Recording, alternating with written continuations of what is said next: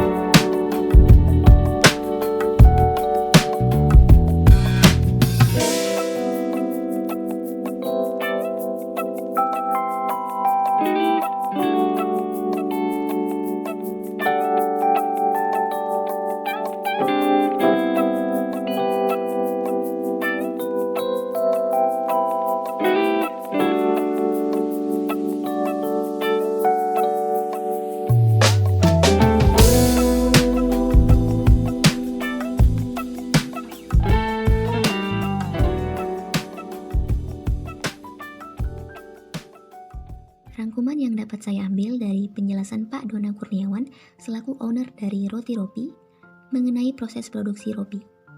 Di dalam proses produksi Ropi ini dilakukan melalui 2 tahap, yaitu proses produksi PH dan proses produksi di outlet.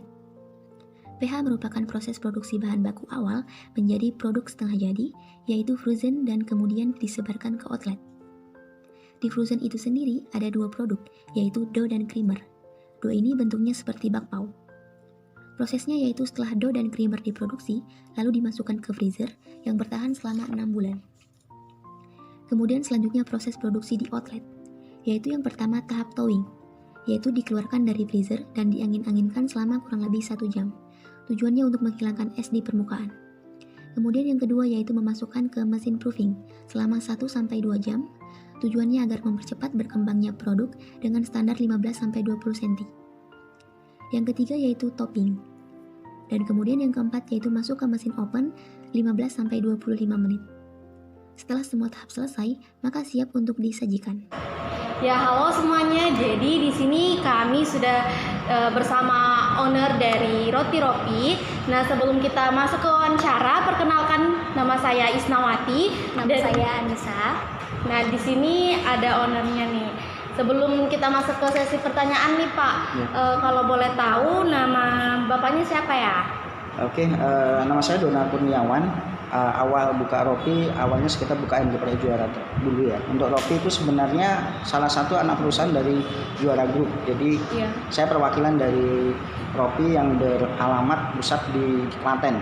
Jadi Ropi di sini adalah salah satu cabang perusahaan dari Klaten. Dan saya punya wewenang untuk bisa mengelola Ropi di Samarinda di Kalimantan Timur.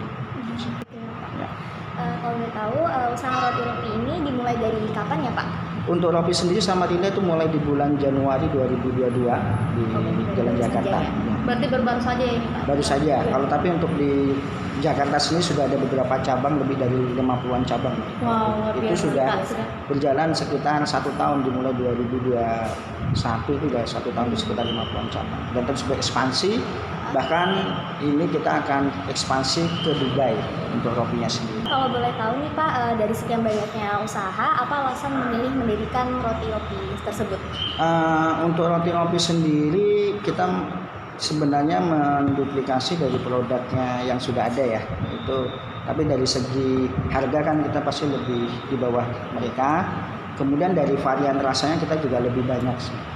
Dan kebutuhan konsumsi di area Samarinda Kalimantan ini sendiri kan untuk roti itu kan biasanya untuk sarapan, untuk mengganjal perut seperti itu. Jadi dari alasan itu makanya kenapa Ropi kita pilih buka di Samarinda. Oh, gitu. Nah Pak, tadi Bapak ada menyinggung varian. Nah mungkin Bapak bisa menyebutkan apa saja varian-varian dari roti-roti ini? Untuk roti-roti sendiri ada original, coklat, kemudian ada rasa keju, tiramisu, kemudian kita membuka juga untuk yang rasa durian, kemudian rasa kopi ya, sekitar Sangat 8 banyak ya, ya, Pak. betul. Kendala apa saja yang dialami usaha roti terkait dengan persediaan bahan bakunya, Pak? Nah untuk bahan bakunya sendiri kita memang tidak mudah didapat ya di area lokal, jadi kita memang harus order di kotanya sendiri, di pusatnya sendiri itu di Klaten. Jadi memang ada beberapa bahan baku yang memang kita sudah tidak sembarangan untuk memilih. Untuk kendala sih saat ini memang ada kenaikan di bahan baku ya, di Iya, tepung betul, segala Pak. macam itu menjadi kendala. Nah antisipasi kita dengan menambah beberapa varian. Jadi misalkan kita juga punya produk teh. Jadi, nah itu bisa menjadi subsidi silang keuntungan. Jadi misalkan dari produk rotinya sendiri profit lebih kecil, tapi dari tehnya kita bisa dapatkan profit yang lebih. Kemudian varian rotinya sendiri kita juga mulai mau nyasar seperti roti gembung, roti-roti yang lain, roti donat, kemudian roti goreng, itu kita juga akan mulai nyasar ke sana. Sudah mulai merancang ke depannya nih ya Pak. Betul, seperti itu. Nah ini tadi kan kendala bahan baku nih Pak. Kalau di bagian proses distribusi, apa saja kendala yang terjadi pada usaha roti arang? Ya karena untuk cabang kita masih satu, memang kendala di ongkos kirim ya. Nah, Ongkos kirim. cuma kita kalau kita menggunakan aplikasi ojol itu pasti ada kenaikan harga di 20% pasti ya. Tapi kebetulan kita juga punya rekanan, itu nama aplikasinya Bantu-Bantuin, itu mengcover tidak memungut kenaikan biaya. Jadi di harga outlet dengan harga disampai ke customer itu tetap, jadi tidak ada kenaikan fee 20%. Jadi customer hanya dibebankan untuk membayar ongkos ini. Walaupun kendalanya kalau jaraknya jauh juga pasti harganya juga akan pasti lebih tinggi ya. Jadi kendala memang itu adalah cabang kita masih satu, tapi kita lagi bergerak bagaimana bisa mengcover area-area yang memang sudah menjadi target segmen roti sendiri. Nah, dari cara pengiriman sampai ke customer nih Pak, apakah ada kendalanya atau komentar-komentar dari customer, misalnya sampai di sana rotinya tidak maksimal atau packagingnya hancur atau gimana tuh? Kalau itu nanti tergantung dari drivernya sendiri yang membawa ya. Biasanya sih itu sering terjadi ketika drivernya asal-asalan membawa produk. Makanya di outlet sendiri kita selalu ingatin packagingnya kita selalu buat lebih safety, lebih aman, kemudian kita kuatin di paper bag dan segala macamnya, dan kita selalu ingatin ke teman-teman driver untuk bisa berhati-hati membawa produknya itu sendiri. Agar sampai di customer dengan tujuan. Benar. Kalau hangat atau tidaknya ya memang karena memang roti kita ready-nya pas waktu dinginnya itu salah satu risiko ya, karena jarak dan segala macam pasti secara produk kualitas kehangatan rotinya pasti betul.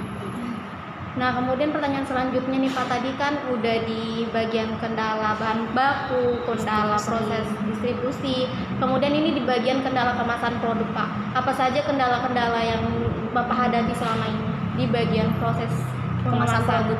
Kalau kemasan produk memang kita sudah sebelum membuka usaha kan kita sudah banyak melakukan observasi ya. Jadi kita sudah melihat dari kemasannya, karena kemasan itu sendiri kan bukan hanya sekedar kemasan produk ya, tapi kemasan dari outletnya sendiri, bahkan sampai seragamnya kita sudah observasi, dan alhamdulillah sih sudah tidak ada kendala sih.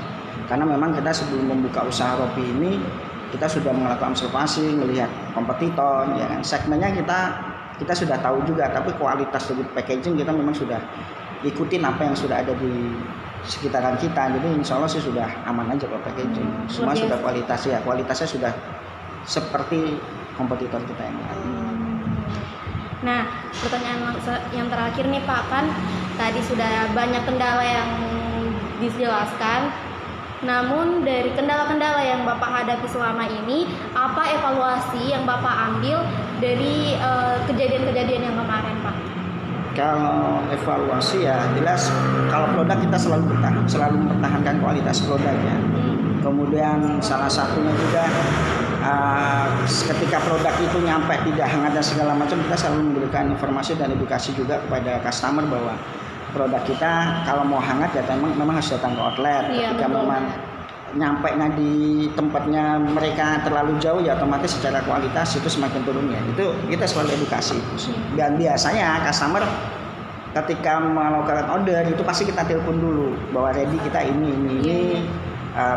produk kita seperti ini, jika mereka oke, artinya ketika produk itu kadang tidak sesuai ekspektasi mereka masih tetap bisa legowo untuk menerima. Berarti sudah memberitahu informasi Sudah, sebelumnya itu gitu sudah ya. kita antisipasi, termasuk di IG, di Facebook, kita selalu banyak memberikan edukasi seperti itu. Ya, kalau sekarang target kita memang ke depan agar itu bisa terhandle, ya kita ingin buka beberapa cabang di beberapa tempat yang memang sudah menjadi target seperti itu. Jadi bisa lebih dekat kan seperti itu. Gitu. Nah mungkin itu ya sih Pak pertanyaannya. Terima kasih nih Pak udah berbagi Siap, sebagai berbagi sama teman-teman semua nih, banyak pengalaman yang bisa diambil. Siap. Makasih udah meluangkan waktu juga bersama kami Pak. Semoga untuk kedepannya nanti usaha-usaha Bapak ini lebih bagus lagi, lebih sukses lagi ke depannya dibandingkan dari yang lain-lainnya. Amin. Bisa membuka cabang gitu. Amin. Pak, ya. Amin ya Iya. Allah. Siap. Terima kasih ya Pak. Sama-sama. Nah teman-teman, itu tadi hasil wawancara kami dengan owner Roti Ropi. Jadi teman-teman juga bisa mengambil nih banyak pengalaman dari hasil wawancara kami. Mungkin cukup dari wawancara kami hari ini. Sekian, terima kasih. Baik, wawancara tadi kami bisa ambil strategi bisnis yang positif dari Roti Ropi, seperti pertama, di mana owner sendiri ingin menambahkan rasa varian yang baru agar semakin inovatif. Yang kedua, proses perovenan langsung pada outlet itu sendiri agar para konsumen yang membeli langsung bisa menikmati dalam keadaan yang masih hangat. Ya benar. Yang ketiga, harganya juga terjangkau, jadi kalangan menengah ke bawah bisa membelinya. Yang keempat, selain menyajikan roti ropi, dia juga ada es tehnya, jadi imbang antara minuman dan makanan. Yang terakhir, yang kelima, menariknya dari roti ropi ini dia menggunakan jasa kurir, yaitu dari aplikasi bantuin untuk memudahkan customer agar biayanya tidak berlebihan. Terima kasih.